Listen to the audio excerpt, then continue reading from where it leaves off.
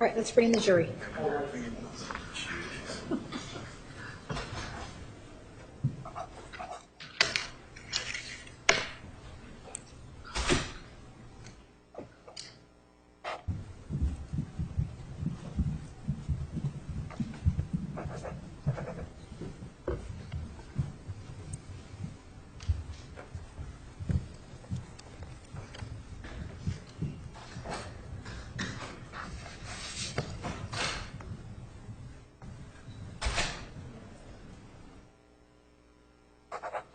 Please be seated. The record will show the presence of the jury, the defendant, and all counsel. Lamont, you may continue. Thank you, Your Honor.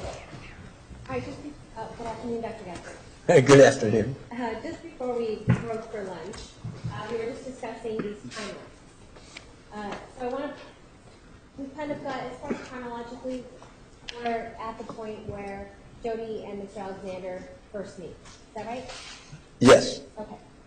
So I'm showing Exhibit 91. These timelines are obviously chronologically ordered, right? Yes. Okay, so, and when we see it put in this, these are some of the, what we're looking at right now, are these some of the main points about when Jodi and Mr. Alexander first met, and the important things to do about their meeting and about the first couple of months that they were met each other. Yes. Okay. And so we're looking at, on the very left side, meeting in September of 2006. Yes.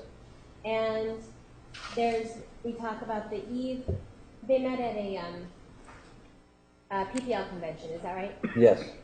Okay. And at the convention, did they attend some type of gala or ball? Yes. Objection meeting. Did they? Overruled. Yes. Right there. And during that convention time, well, let me ask you this. Are you aware of who introduced themselves to whom? Yes.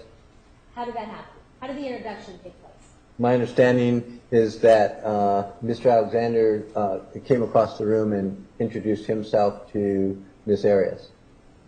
And after that, who invited whom to this gala? Mr.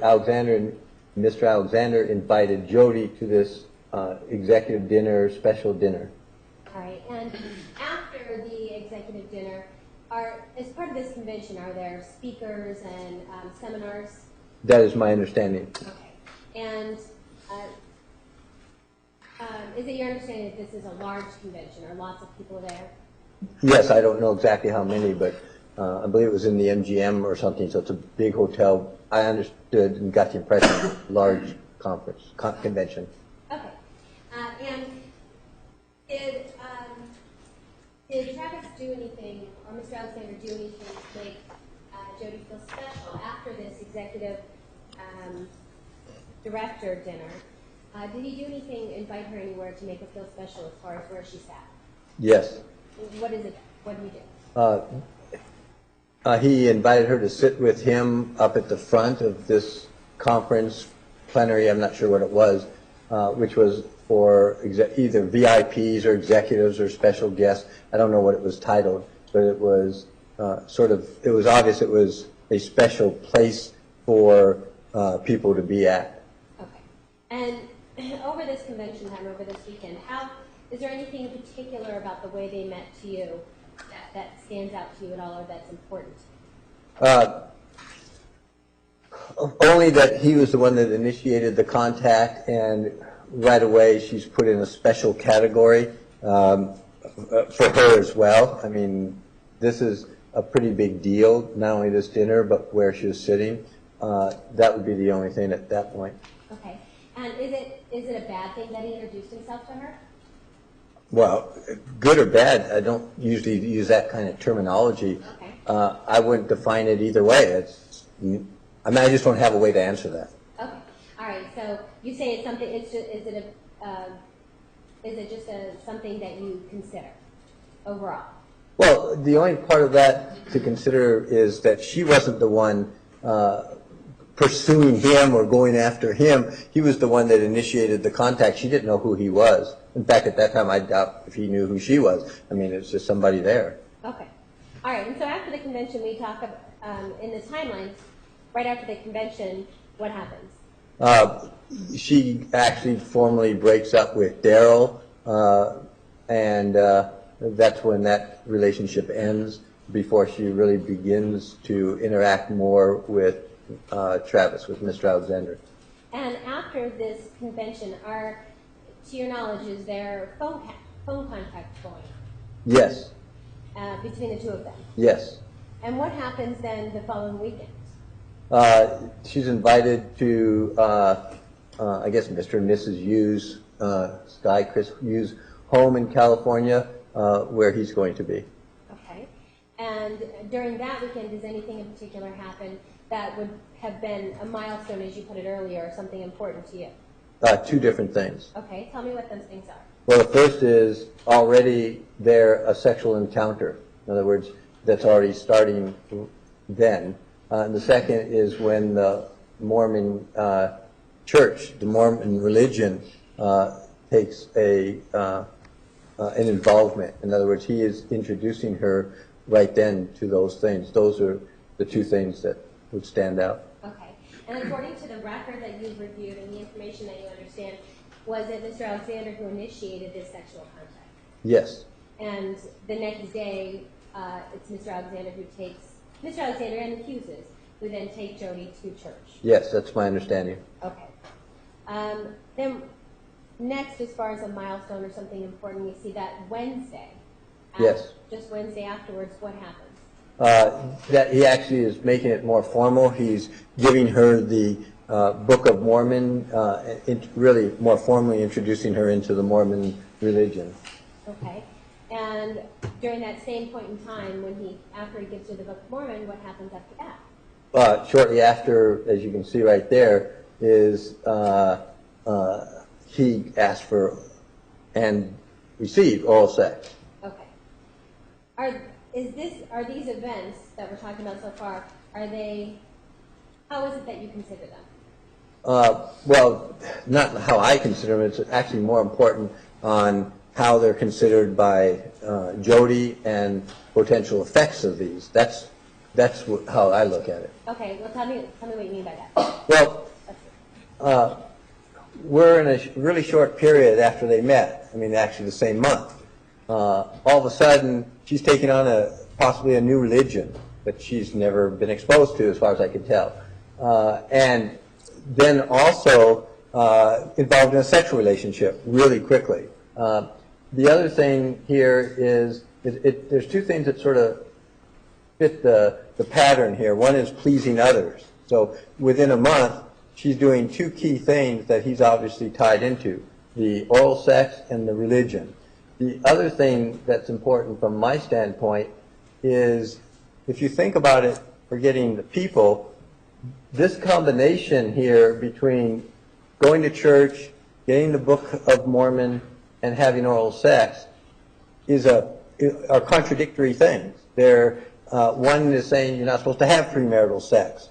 And then all of a sudden, within that same day, we're having a sexual encounter. So that is, for other people, from my standpoint, that's really a mixed message. It's very confusing. I'm looking at this religion. You're part of it. You're a big deal in the religion. And we're not supposed to have it, but you're saying we should. Lack of foundation as to knowledge in Mormon Church. Sustained. So as far as the mixed message, is it just simply mixing this religion then with immediately having oral sex afterwards, or asking for oral sex? The mixed message is they're opposite. It's like one says one thing, but then the actions and the other says There's a lack of something else. foundation. One says one thing. Overruled. So for anybody, that's a confusing situation. Okay. All right. And so we see, and at this point, their relationship is progressing, as you understand it, right? Yes. And are they staying, and at this point in time, do they live in the same city? No. The same state even? No. Okay. So is there still constant contact going on by phone? Yes, through that time there is, as far as I can tell. Okay. And next we see we're moving into October, and what happens of importance for you in October? Well, then they actually get a motel room, as you can see here, and she drives to meet him there, and definitely a sexual relationship. Okay. And what happens after? Is this a weekend? We're talking about renting a motel room in Ehrenberg? Yes. Okay. And is this is a weekend event? I believe so. Afterward, yeah, I believe so. Okay. And what happens then after Ehrenberg, after this sexual event of Ehrenberg in the weekend? Well, as far as I can tell, according to the records, there's no contact, and it says so right there. All of a sudden, no calling, happening regularly. Go to the motel, have sex, and then nothing for 3 days. Okay, and does that mean anything to you? Yes. What kind of, okay, what does it mean? Well, we're back to, this is a mixed message, and it's a confusing situation. We're talking, we're having sex, and then nothing. It's like, whoa, what's going on? Obviously, it also means she has no control over the relationship, but it's like, what, did I do something wrong? Are we not seeing each other anymore? So what kind of effects does it have on Jodi? Starts affecting... Generally speaking, what kind of effects would it have on somebody like Jodi? Well, it starts affecting them psychologically. It starts affecting their self-esteem because with somebody who has a history of internalizing or guilt, starts, did I do something wrong? Am I misreading the situation? Is this, I built it up too much? It's not really a big deal. You start, all those doubts and questions start crossing your mind, and especially again with somebody who has any kind of history of insecurity, this adds to it. You start questioning your own judgment, like, oh, did I misread something? You just don't know. It's confusing. Okay, and I should ask you, when we go through these, and there's these little pieces that you're talking about that are important to you, is each little piece alone, does it mean something? No, not likely. I mean, it could if it's something major, but the whole purpose of both these graphs and in general is starting to try to find consistencies, patterns, things that help explain other things. No, out of context, somebody meeting somebody at a convention, that's really not a big deal. Somebody going to a motel, well, some people may think it's a big deal, but going to a motel and having a sexual interaction, two consenting adults, that's not a big deal. So, yeah, we're trying to look at the whole history, the pattern, and how this could or might affect somebody. Okay. All right, and then we see around the same time in early October or late September, Jodi's getting visited by Mormon missionaries. Is that right? Yes. And it's your understanding that this was per Travis's or Mr. Alexander's request? Yes. So, so there's more of this religion coming in then? Well, it's not only more of the religion, it's getting more formalized. And not only that, again, it's being requested and set up through Mr. Alexander. So, oh, well, maybe we're not off. Maybe we do have something. So it's, again, you've got questions, but it's moving. Okay. And during this time, are we having, as far as you're aware, are we having this pretty much constant phone contact going on? Had this whole... Yes. Okay. And then we go into November. And there was a couple of things in November that happened that were like milestones. Tell us about those. Well, it's now, the relationship is elevating. Within 2 months of meeting, he's now sexting. In other words, he's sending pictures of his penis to her. So it's obviously something's going on. It's a relationship. That's as personal as you can get, pretty much. And it's really, it's getting to the point that with the religion, again, it's contradictory. So at the same time as likely feeling good, there is a relationship there, it's a confusing message. Okay. And later on that month, what happens? Well, the same month, you can see about 2 weeks later, he's actually baptizing her. So first, he's a big deal in the religion. He has powers, at least perceived that way. And in Palm Desert, they go and he's actually baptizing her formally into the religion. So you see that within 2 months, she goes from knowing any, I don't know what she knew about Mormonism, but she definitely wasn't part of it. Don't have any information that she knew anything about it. But all of a sudden, she's actually being baptized in a whole new religion and to follow their rules and principles, etc. And I'm showing you Exhibit 699, which is the picture of them at the baptism. Yes. And this is just 2 months or so after they met. Is that right? Just a little over 2 months, correct. Okay. And what happens after the baptism? Right after that same day, she's essentially agreeing to abide by their principles and be now a Mormon, and then he is initiating anal sex. Again, in that religion, premarital sex is not... Church and lack of foundation, that religion. Sustained. Do you have a general knowledge about, as far as the Mormon religion, a general knowledge when it comes to what their beliefs are regarding premarital sex? Some, yes. Okay. And is it, and based on that general knowledge that you have, are you aware of what the belief is with regard to whether people who are Mormon are allowed to have premarital sex or not? Yes. And what is that? They are Lack not. of foundation. Oh. How did he acquire his knowledge?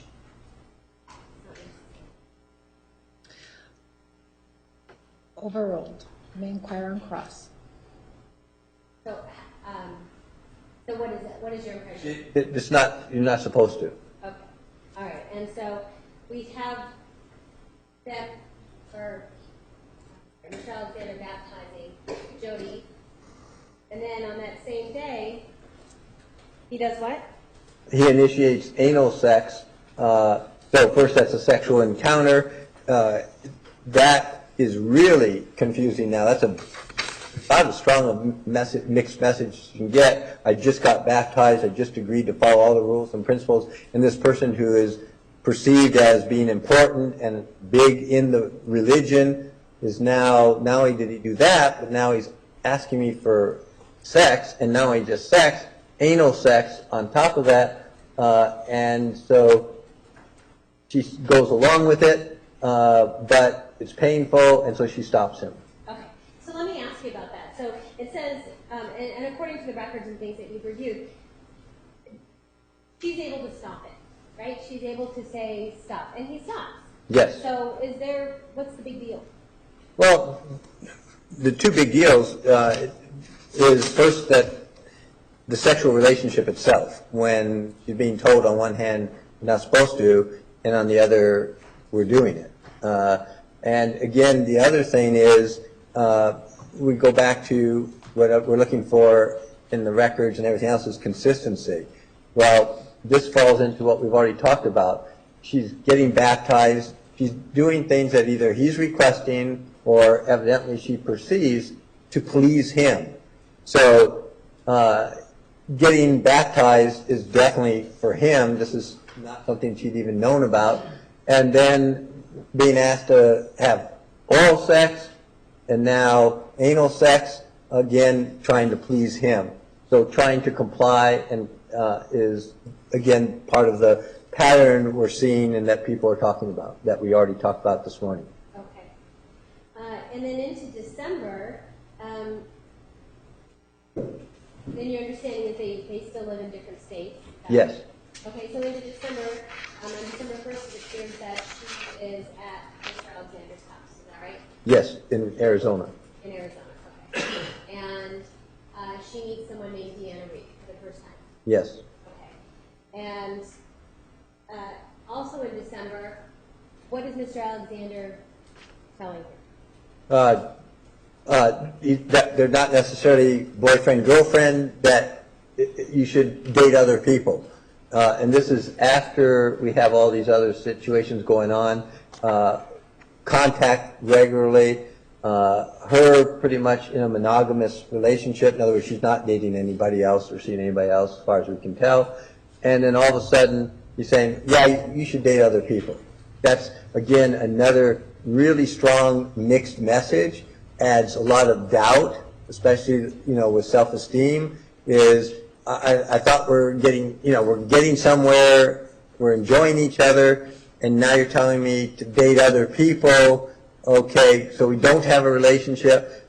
It just raises confusion, questions.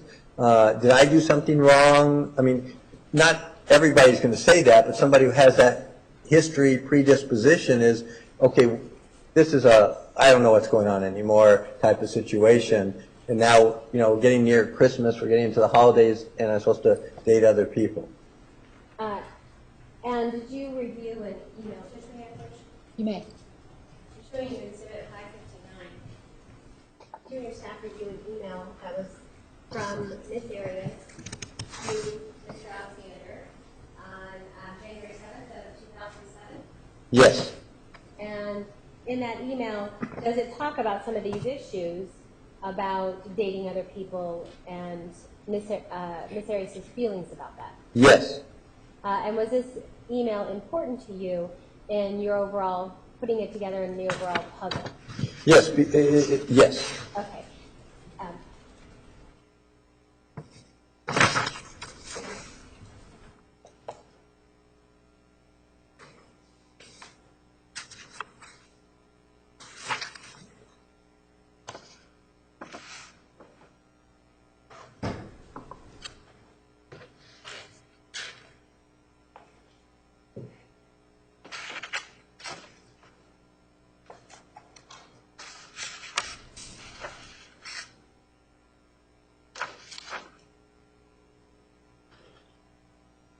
No objection. So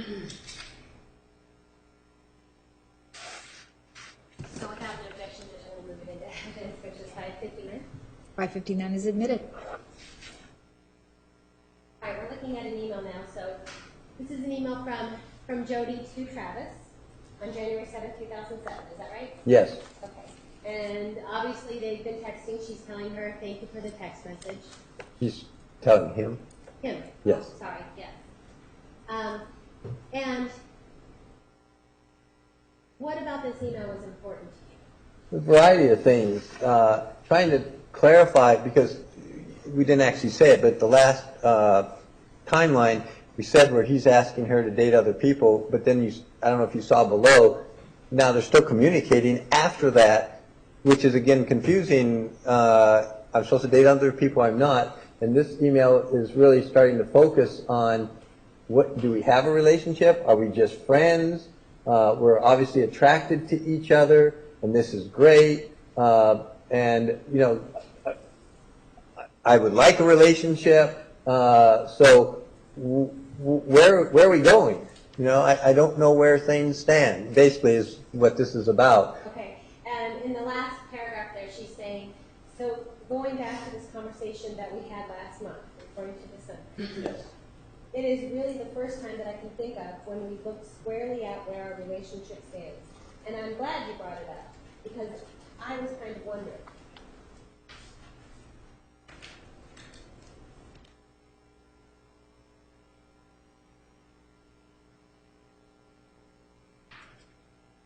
Oh, I'm sorry. I was kind of wondering. I did not have the courage to ask for clarification. So even with that made known, why am I feeling guilty over hanging out with other guys? My intentions are not impure. Maybe theirs are. Would I be in this dilemma if I were physically less attractive? Maybe. I like to think it's my light within that draws them to me, but who knows? Maybe not. Does the why really matter for the sake of this email? Not really. But for the reason I can't define, I feel like I've betrayed you on some level. I feel like I've been unfaithful. But logic says that is ridiculous. Then why the guilt? Why do I want to cup your face in my hands and say, I'm sorry I did that. Please forgive me. Believe me, even as I type this, the logical aspect of my mind is telling me, will you stop? Don't be absurd. Knock it off. There has been no transgression. what's important to you about that? Well, there's so many different things in here. And it follows A, the pattern we've been talking about, and B, what I've been saying, in that there's the guilt first. She hasn't done anything wrong, and her brain is telling her, you haven't done anything wrong. Then why am I feeling guilty? Which is the word she actually uses there. So she's internalized this. I've done something wrong. We have this attraction. My brain is telling me one thing. My heart and everything else telling me something else. I don't know what you're trying to do. But this is, in our language, when you start looking at a relationship, this up and down, all that's being initiated by Travis, is, in our language, manipulation. This is what's starting to happen, is he's in control of this relationship. We're heavy, then we're stopped. We're heavy, then we stop. And she's getting really confused. Self-esteem is going down. She's questioning herself. She's feeling that she's done something wrong. I mean, look at the words she's choosing. Betray, guilt, I don't know why I feel this way. See, this is, all of a sudden you're taking a person who's built her self-esteem, after Matt and Daryl, no abuse, no manipulation, no aggressiveness, no anything, and all this doubt, things from past, starting to come in, affecting her self-esteem. Who is she? Where are we going? I need to move forward, but I don't know that. This dating of more than one person, I don't do that. I'm monogamous. She didn't use that word here. She used it elsewhere. But you can see right here, I don't know how to do that. Either we're in a relationship or we're not. And I don't seem to be having any control over this relationship. That's manipulation. That's where we're first starting to sense. Now, again, if this was the only thing, then I wouldn't make a big deal out of it. But when you start putting this in the history of her, history of them, this is what we refer to as beginning power and control. Who is controlling the relationship? Is it mutual or is one person? And what is happening? Is anybody here starting to be negatively affected? Well, we don't have anything at least that he is, but we don't know from this. This is only her email. But she is definitely being affected. And it fits into a pattern now. Things that we've seen, even like we talked about Monday and yesterday with the testing. It's starting to now see the behavioral aspects of what those things show. And so you can see it starting right here, and this is with them knowing each other about 3 months. So this is a very short time period where a lot of things are happening that are pretty heavy.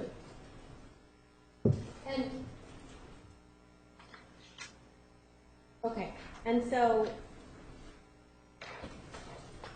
let's take a look at, we get into 2007, right? Yes, that was 2007. Okay. We're again looking at Exhibit 791.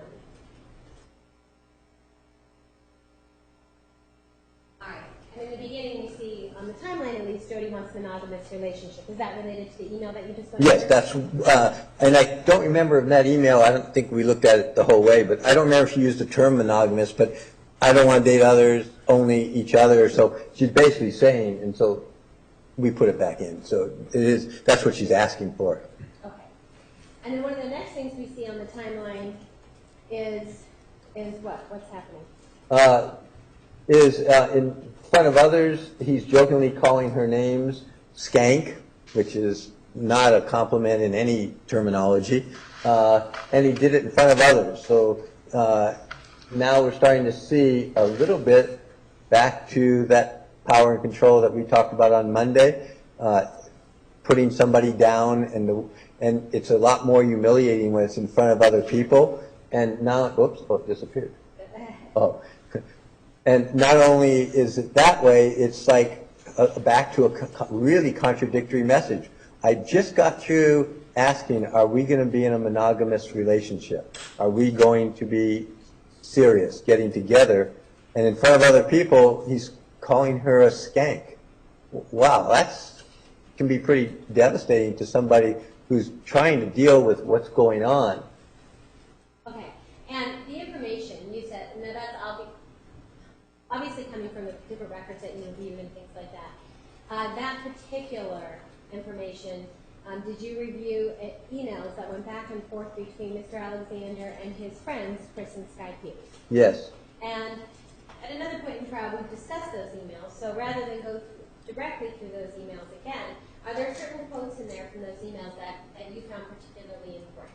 Yes, and if I can just clarify for a second, because this is not through the whole month. I mean, you saw the other timelines, it takes place over several months. This is all, I think, in one day or a couple of days. So it's not like from here to here is now like a month or 2 months. So I just wanted to make sure people understand this is all at the same time, back and forth, more or less. That's true. And what we're looking at right now are just basically some of the important quotes that you found to be important from the emails between Chris and Sky Hughes to Mr. Alexander. Yes. Right? And those emails took place over a couple of days. Yes. Okay. So tell us what it is that you found important about those emails. Well, a few things. One, these are not, I mean, they've seen both. Remember the first encounter with Jodi and Travis sexually was at their house. So they are actually seeing the two of them interact, within a couple of months. They're really more friends of Travis. They've worked with him, know him.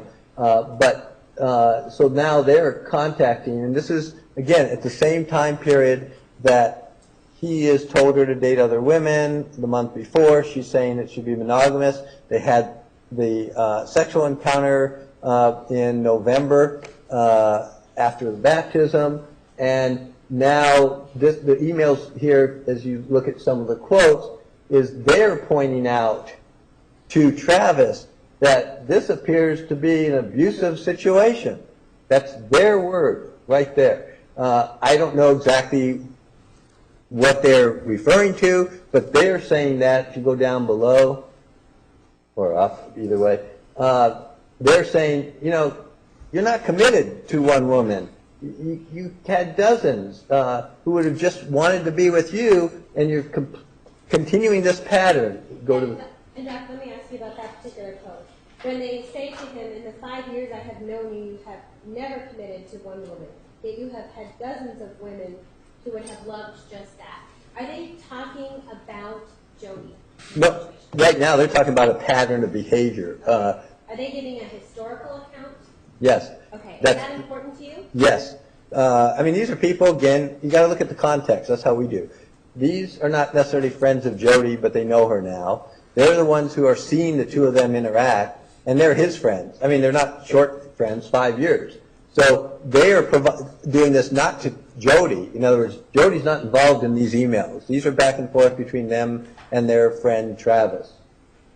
All right, and then you see that Sky tells Travis that she believes Jodi felt like a booty call, and that he was, and the quotes are, emotionally beating her. Yes. That she calls Travis a heart predator and believes that he gets joy out of making girls fall for him. Yes. And this is information coming from his friend. And again, this is partially talking about how she thinks Jodi feels, is that right? Objection, leading. Overruled. And is this partially also talking about the past? When she talks about gets joy out of making girls fall for him.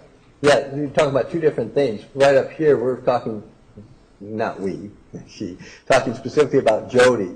So it's clear, in fact, that somehow Jodi had either talked to them or they observed her, or a combination of both, and that this was having an effect on her. We can see it having an effect by reading the emails like the one you just saw, but they're picking it up, either directly or indirectly, telling him what he's doing to her, and then they're putting it in context of, this is what you do. Now, these are, in the context of the entire situation we've been dealing with the last 3 days, these are pretty powerful statements. This is going into my terminology, not theirs. This is really talking about power and control. He's in control of these relationships, and not just with Jodi, that they see this pattern starting again with Jodi. They see it having a devastating effect on her. This is a strong language, emotionally beating her. Then you also see that this is fun for him. their view, not mine, and that this is your history. So they're putting him down. I mean, saying like, get your act together. You're doing it again to this young woman. And then his friend Chris Hughes tells him, the T-Dog pulls chips. It has both saddened me and concerned me how you have hooked up with the ladies and gotten into their hearts only to prove disinterested in the end. And he talks about, again, is this historical? When he says, I know the good tea and the bad tea. So I have seen lots of gals gutted in your way. Yes. Is that historical? Yes, and it's also, just to emphasize, you have two different people talking here, by the way. So the first one was her, Sky. This is the male talking. This is another male telling him that this isn't good stuff you're doing. And I've seen it before, and this is really leaving people messed up. And this is really talking about manipulation, power, control. They use the word abuse. This is back in January, only 4 months after Travis has met Jodi, and these are outside people picking all this pattern up already. And then in the email, so continues, I really, really believed that she, or Jodi, was your next victim. My thoughts were that this was just another girl that you're playing with and would end up heartbroken like so many others. Again, are they giving a historical account? Well, it's not only historical, but when I looked at this, to me, it was a warning. They're warning him, you're doing it again, don't do it. You're going to end up with problems. And it's like, quit playing around. My terminology, not his, is get your act together. One friend telling the other friend, and that doesn't happen often when a male will tell another male that, because they don't have a really close relationship with Jodi. They know her, but this is 4 months. This is not like they're lifetime friends with Jodi, they grew up with Jodi, they're not family, and they're, at this point, not telling Jodi, they're telling him. Okay. And then Chris Hughes is telling him, now that's funny and all, until that girl is sitting in your living room and confused as hell, pouring her heart out to you, expressing her love for the guy who, when you add it all up, in my mind anyway, couldn't give a rat's about. The fact that Mr. Hughes talks about Jodi being in his living room, and that she is the one who's pouring her guts out to them, do you concern yourself at all with her being able to manipulate them, that she's somehow telling them these things when they're all not really true? There's no evidence or hint or history of that occurring that we could find. You've read and seen the statements from both Matt and Daryl, who are her main sources of contact and friendship and relationships for about 6 years prior to this. So we don't see where any of them are spotting anything. So we would have to say, to accept your hypothesis, that would A, be part of her personality, and B, that she would be doing this out of the blue, because nobody else is spotting that really there. And they're, again, not talking to her at this point. They're relaying what's happening, that they're seeing right here, that she's doing this. And we don't have any information that she's giving them detailed feedback. They're not saying she said blank, or she said you said this. What they're saying is, we see what's happening, and we know your history, and it looks like you're doing it again. And it looks like you don't care, and it's tearing this other woman apart. And is it important to you that when they're talking, when they're emailing with Mr. Alexander, that they're noticing this history, that they're tying in what they've seen before? Yeah, I mean, to me, what's really powerful about these sets is that these are really Travis's friends. These are not Jodi's. It's a different perspective for somebody like me to look at when it's your mom. Okay, you'd expect that from, say, your mom or brother or sister or something like that. These people don't have any obligation that we know of to Jodi. If they have any kind of obligation, it would be to Travis. And they're the ones who bring this up. They're the ones who initiate this back January of 2007. They're the ones who are identifying what they are seeing, and they're the ones putting it into context, into history, things that we don't know about. We don't know about, at least I don't, all the history prior to their interaction. We're focusing on this, and this is very important information for somebody like me or somebody to look at, because we're trying to get that big picture and try to figure out what happened here and why it happened and going backwards. Okay, and again, we see them telling him, giving another historical account. With all the girls you've left spellbound, not speaking about Jodi, and depressed, why now? I guess because Jodi, was here in my home. I could look in her eyes and see the perfect love for you mixed with the pain and confusion. I guess I just snapped. So, again, are we giving a historical account as to this isn't the first time they've seen something, can treat somebody like that?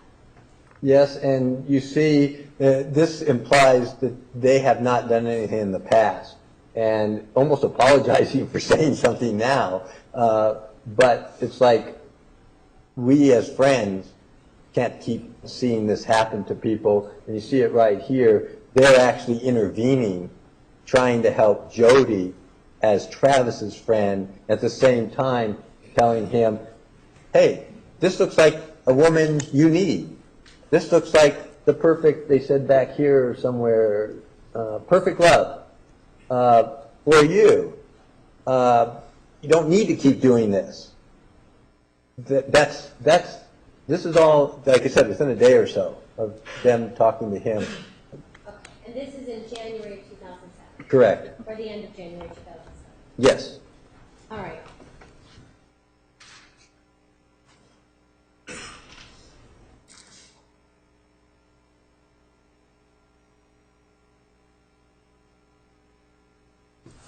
Okay, so let's go back to the timeline then. We're in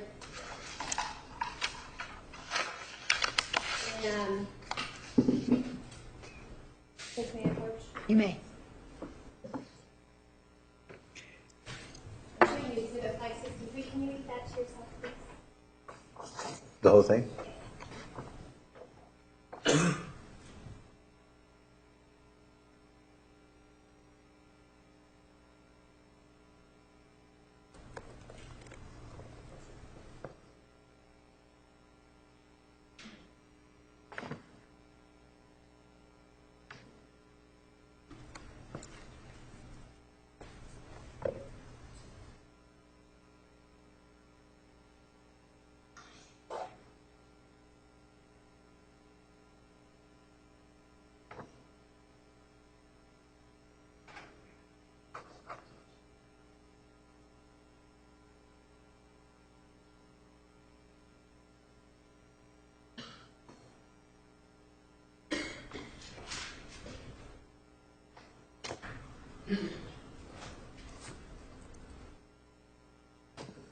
Is that another email between Jodi and Mr. Alexander?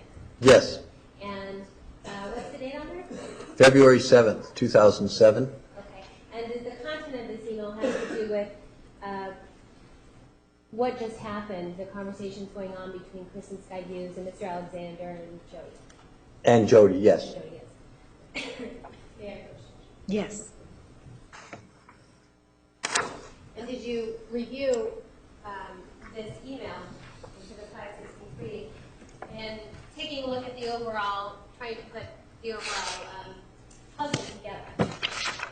Yes. Is it something that you relied upon in doing? Yes. Another piece of, in our terms, data point or data or information. Okay. Judge, the defense move in 563. Objection, it's altered if we may approach. You may.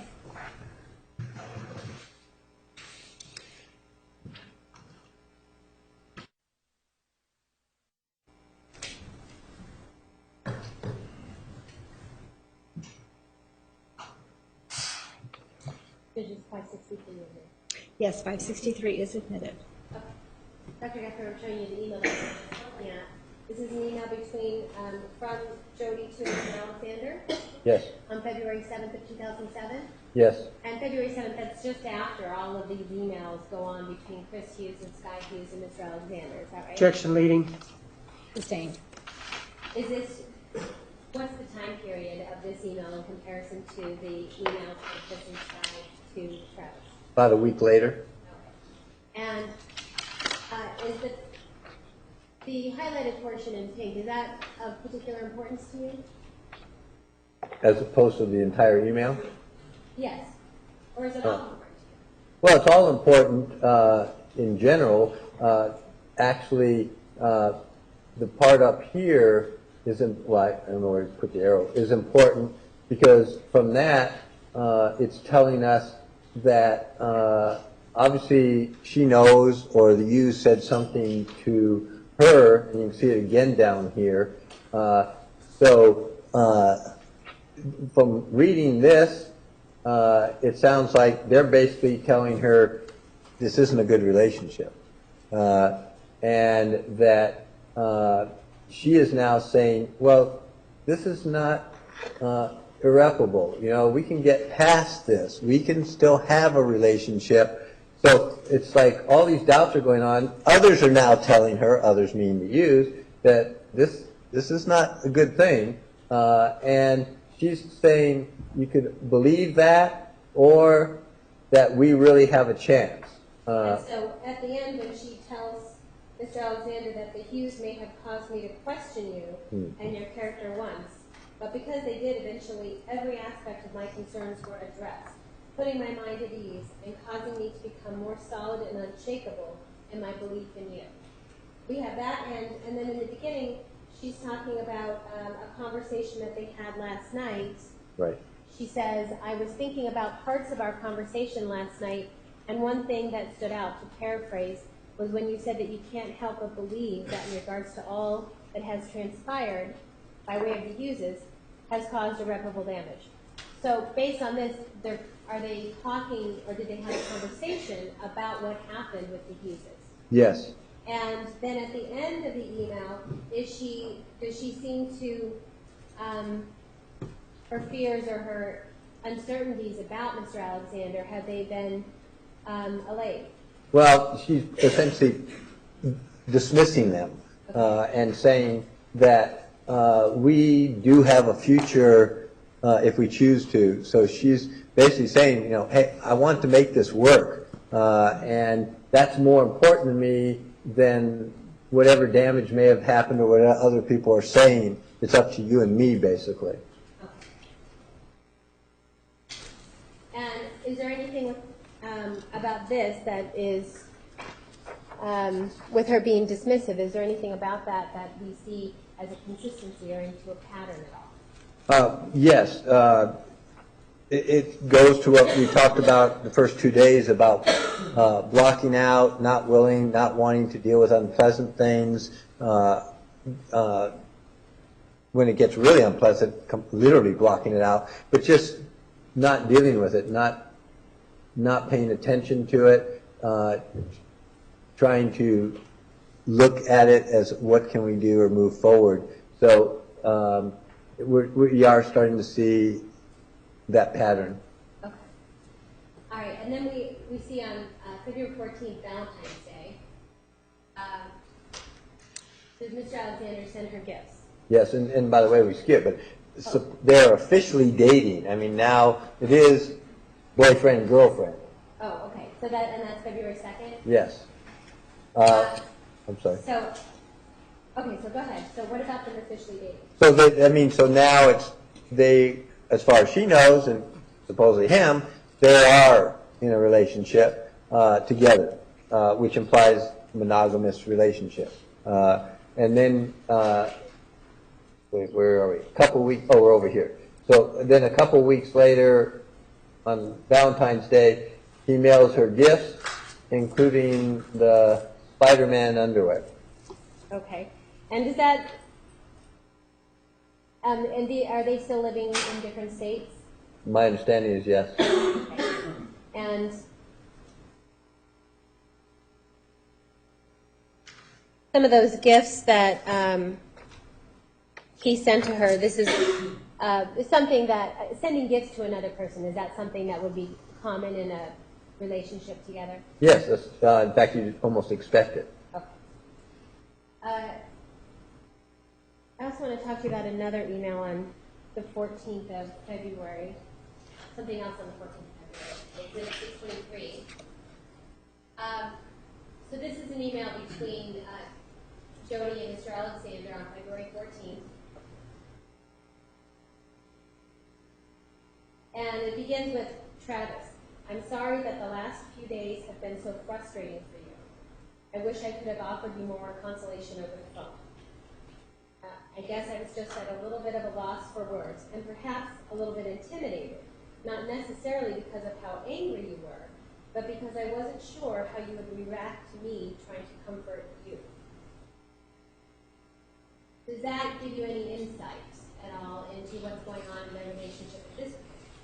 Well, we're, if we go back to the date, we're like 2 weeks after they're officially dating in a relationship, and lots of questions and doubts of what's going on.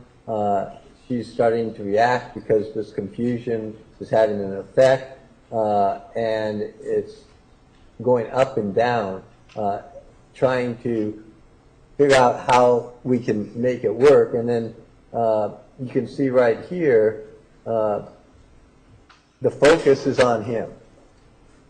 Okay, what's important about that? Well, Focus being on him. it's back to pleasing the other person, especially the male.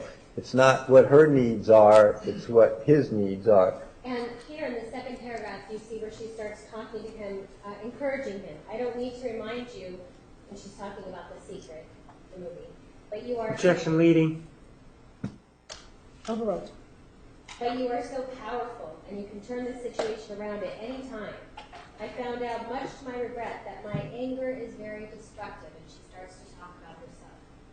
I've never beaten up anybody over it, but I've kicked holes in walls, kicked down doors, smashed windows, broken things. It hurts people, and it hurts me. And then she goes on to talk about this lower vibration and attracts unwanted lower vibration situations and people into my life. So, about that particular, those comments.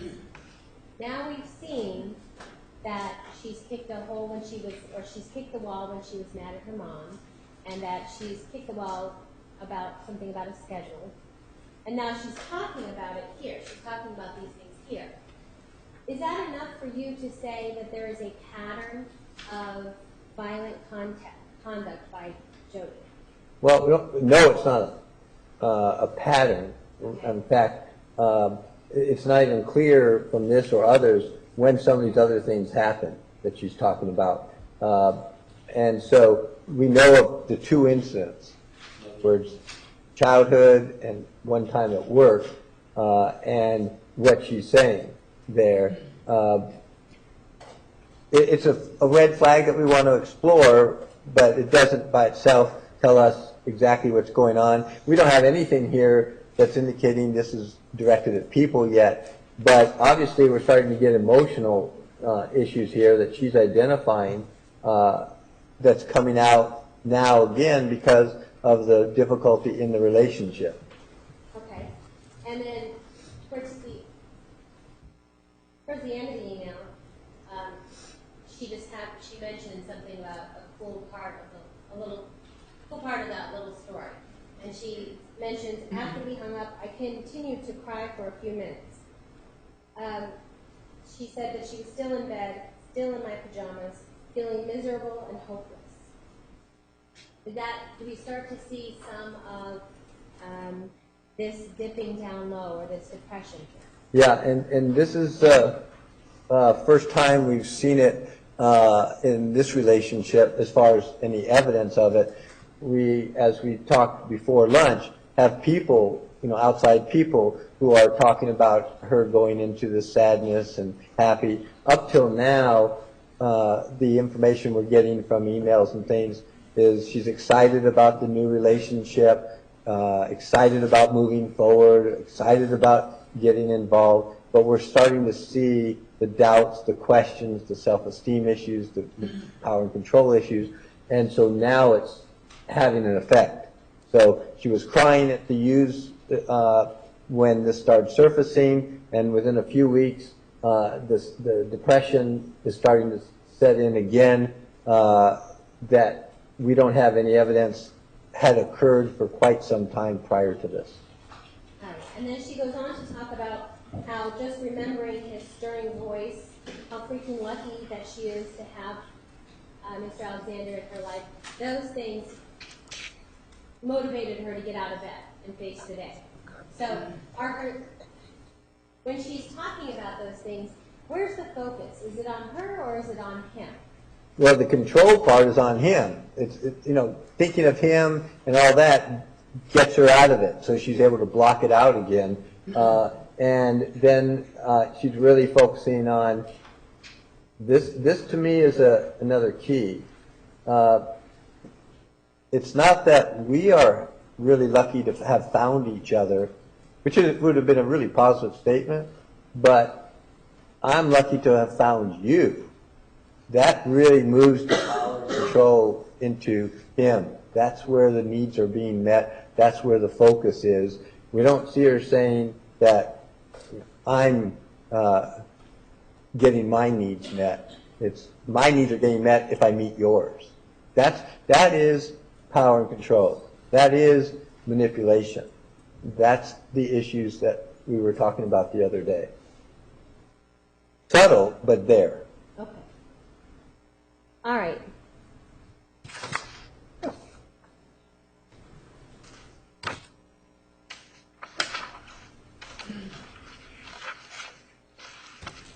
There was a comment on the bottom that I never got a chance to do. I didn't know if you were going to do it or not.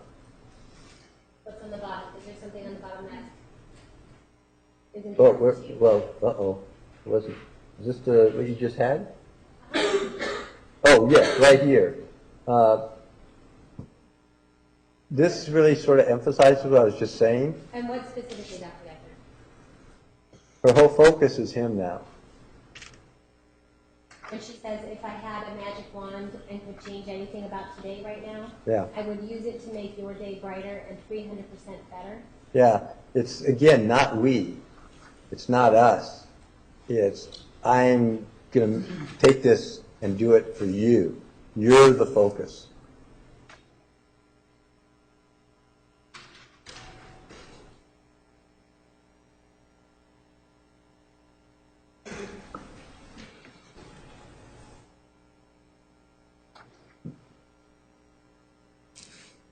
Okay.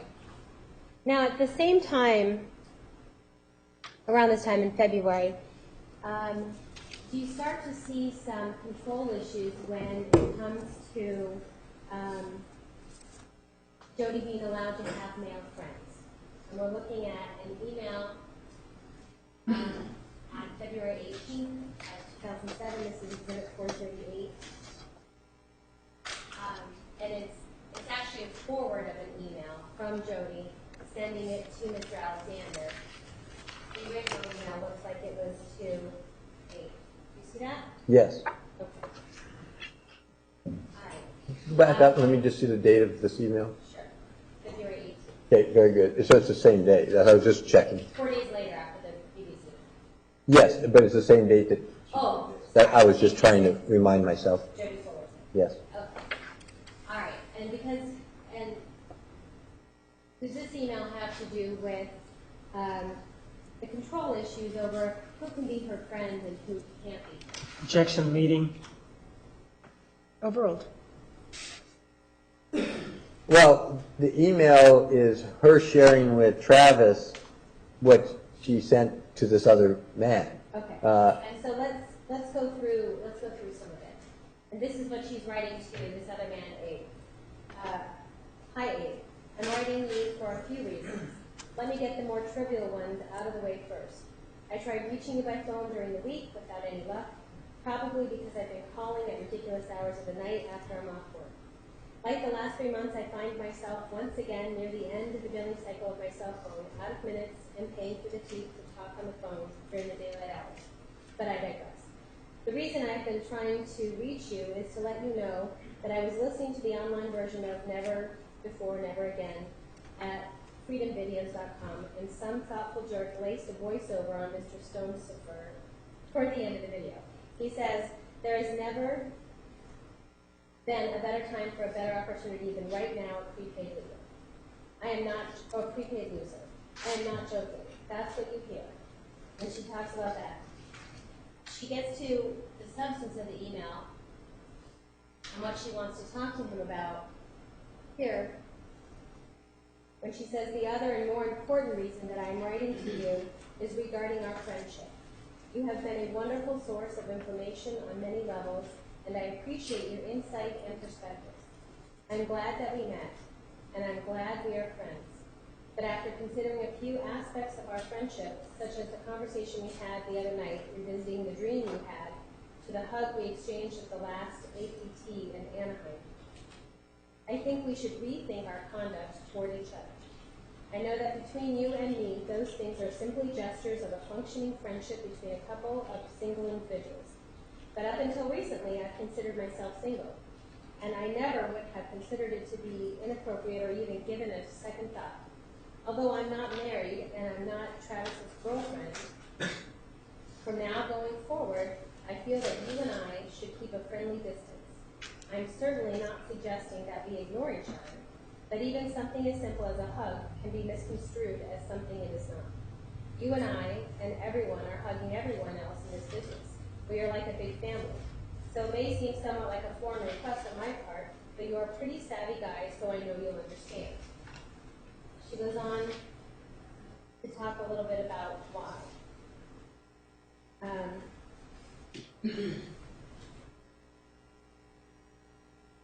And I'm looking at this paragraph now. "You already know that I am seeing Travis. I've never divulged many details about our relationship simply because I consider certain details to be sacred and private and should be kept between him and I anyway. I know I've told you that we are not in a committed relationship, but regardless of our status, I care so deeply about it. I often ask myself, how would Travis feel about this? Or how would I feel if Travis were doing what I'm doing right now with someone else? In fact, this reasoning has been a compelling force behind all my actions, decisions, and conduct as of late. Now, I'm sure you already are aware of this. But when we hugged at the Grove a few weeks ago, my intention was nothing more than to warmly greet a friend and business associate. But I've since given this further thought, and I've asked myself, would I have acted the same if Travis were there that day? And in truth, I would not have. And this leads me to question my own character. I don't want to be inconsistent, especially not when it involves something and someone that is so important to me. Granted, human behavior is often modified and adjusted under various circumstances. Everyone does this. It is natural.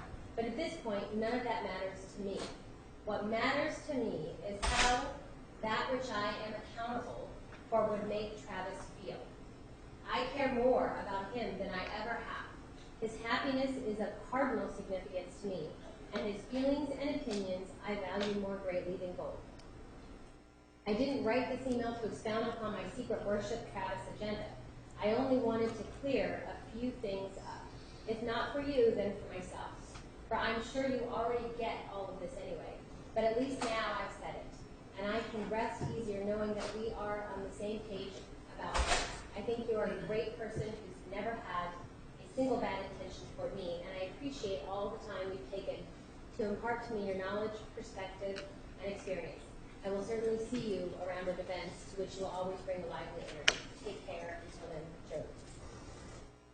So, and this was, as we were first talking about, this isn't actually the email to Abe. This is actually forwarding a copy of the email to Travis. Is that correct? Yes. Okay. Tell us, if anything in this email is important to you when you're looking at these pieces of the puzzle. Well, a variety of things. I mean, it's a pretty powerful email to send to somebody after meeting them. But the substantive things are, first, that she's starting already to view and to express to others that it's Travis that is my focus. I think of things as if he would. I think of things and how it would affect him. He's my value system. That's what I'm basing it on, not my own, his. And he's looking at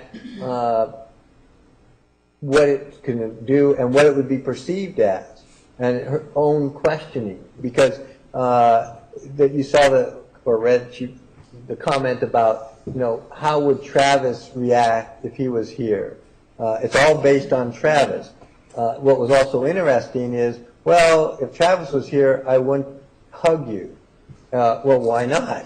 I mean, it's a friendly hug. We're not involved because worried about how he would perceive it. If we were in a regular relationship and you walked up to somebody and gave him a hug at work or something like that, it's not a big deal. But she's perceiving it, internalizing it, guilt that, whoa, I shouldn't hug a man even if nothing's happening. And going out of her way to say, I don't want to mislead you, that I'm in a relationship. And it's a little confusing, at least for me, because she says, we're not boyfriend, girlfriend. So I don't quite understand that part because, as you just saw, I thought they were. But maybe with all the questions going back and forth, it's creating doubt in her mind. That part I don't know. Sustained. So that statement, though, is sort of interesting, but it is saying that that's who I have to focus on. And so if you have any other ideas, we're not going there. And if not, we can be friends, but no more physical, because that doesn't fit in where I want to go or what it would be here. This thing here is really, I'm focusing on Travis. That's where everything is. His feelings and opinions I value more greatly than gold. There's nothing in here that talks about her feelings, her values. And it is also of interest she could have easily written an email saying, hey, I don't want to mislead you. We're not going to go anywhere other than friends. I don't feel it's right to do that, because, I'm in a relationship. And that would have been, perfectly normal and fine, but she's not even saying that. Nowhere in there did you say, I think this would be wrong. I think it's wrong because he would think it would be wrong. So you see within a very short time, it's his value system, his views, his needs that are the focus of her. That's not a mutual relationship. That's a power and control relationship. That's not, at this point, physically abusive, but you're starting to set the groundwork for other parts of that power wheel with emotional abuse because it's control. And subtle, but there, and it's already having an impact on, and that's the things we look at. I'm showing you Exhibit 772. Is that, what are you talking about? We're starting to set that stage. We're starting to look at here that she's perceiving, herself, and we don't have any information at that point that Travis has said anything to her, but she's perceiving, I shouldn't be with others, and that already she's incorporating his views and values, even though we don't know specifically other than the subtle things and the mixed messages and the control of when we get to meet and not meet. So we're just seeing subtle, nothing really overt. And that's what makes it so powerful, is it's not overt. Why does that make it powerful? Because if somebody walked up to you and you just met, you're in a relationship, and let's say they slapped you, then, whoa, I'm not doing this anymore. I'm out the door. Okay? But you go back to what I talked about Monday with learned helplessness, gradual conditioning. gradual process. When you look at research on domestic violence, rarely is there an immediate, obvious incident. When you ask a victim of abuse, when did it start? Invariably, they can't tell you because it's not an obvious thing. It's a subtle, gradual thing of power and control and manipulation that the person is not necessarily even aware of. I mean, if somebody went to Ms. Arias at that point and said, read this, you realize what you're saying? You know, who are you? Where's your identity? Where's your values? I mean, not even, it's just coming into almost a, and I don't want to say natural because I shouldn't want to make it sound like this is a natural process, but it's a gradual process of her starting to incorporate the confusion, the control, all those things are starting to change her outlook, and her focus is pleasing him. Once you get into that, then that's where the power and control is, because whatever he wants is more the key. And you see, it's not like 100%. I mean, some of her stuff comes out here, but it's like over the last few emails you saw, more Travis, less Jodi. You see the shift. You can see the shift now. At the time, she probably didn't recognize it at all. Is that often what happens with Yes. women Yes. in abusive relationships? Are they not able to recognize the shift? In general, that is true. In general, outside people can see it much more, and this is a typical example. You already saw users could recognize this happening. We heard from others like Matt and later Daryl that they could see it happening, but she is either not seeing it happen or not willing to accept it was happening, or she's just completely minimizing and blocking it out. That is the pattern we see that I explained on the first day when we're looking at domestic violence. Okay. All right, so let's take a look at what's going on as far as the interactions between Mr. Alexander and Jodi. We have some traveling going on. We see it in March, right? Yes. In March, and it's telling us it's the first time that they were traveling together. Yes, and you can see there's various trips there that they're going to regarding the PPL convention. They're traveling together for the first time, and that's also obviously the time where this whole thing with coming back from Abe, because that was a couple weeks before that email was forwarded, so it's now coming back into play here in March. Where Mr. Alexander, from the records that you've reviewed, is it the case that Mr. Alexander is telling Jodi that she can't be friends with Abe anymore? Yes, and we're not saying, again, you can't be his boyfriend. You can't be friends. You don't talk to him anymore. And it's more than that, because you can see this is tied in down here. It leads to this. But if you go back to the power and control wheel that you were just showing them, and remember, I was saying that there's some emotional isolation. Well, now we're getting into more specific isolation. You can't talk to men. You can't talk to him. You're not to be friends with him. Now that's no more subtle at that point. Okay. Now, what is this situation where Travis grabs Jodi's wrist forcefully because he's angry? Well, that's coming out of this whole situation, and she's questioning this whole situation, and that's our first exposure to anger by Mr. Alexander that we're able to find. Is March 07, where Jodi says that he forcefully grabbed my wrist, and also tells us that it was painful and hurt. Now, there's two things important about that. What are the two things that are important about that? First, that it happens. Okay? So, if you remember the cycle of abuse, it's just starting. The tension is just starting to build. And we have our first, as far as we can tell, eruption. So we have manipulation, power, and control, and now all of a sudden the first physical act. So that's the first thing that's important, is the cycle of abuse. And again, if we just walked in at that, and I mean, that's when we happened to meet them. We wouldn't have been able to probably identify any of this. This is hindsight, being able to put the picture together, you know, with the puzzle.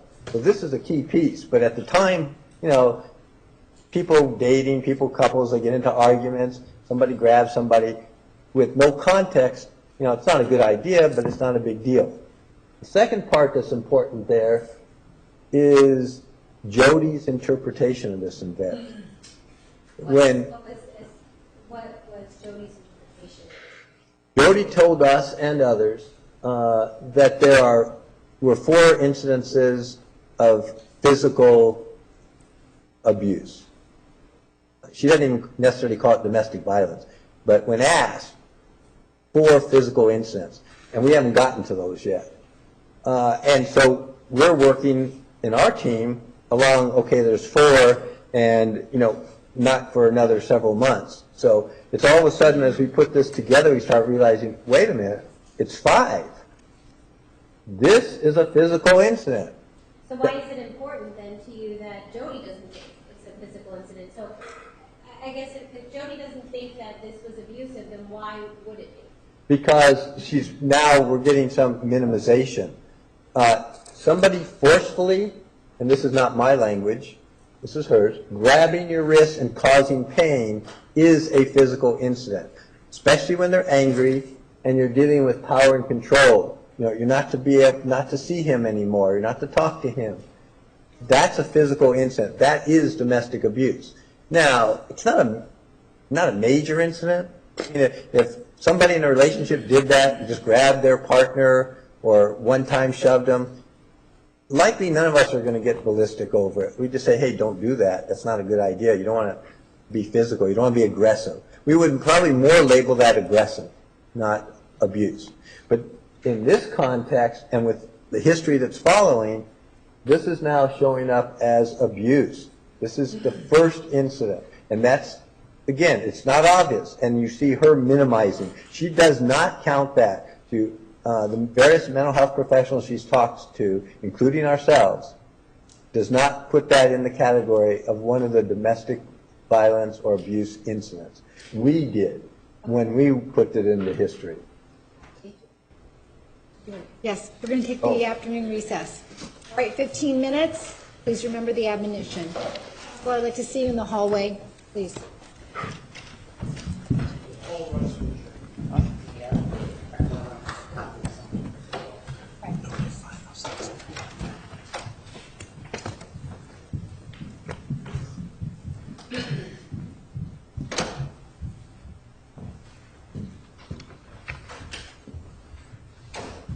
Oh, me? Okay.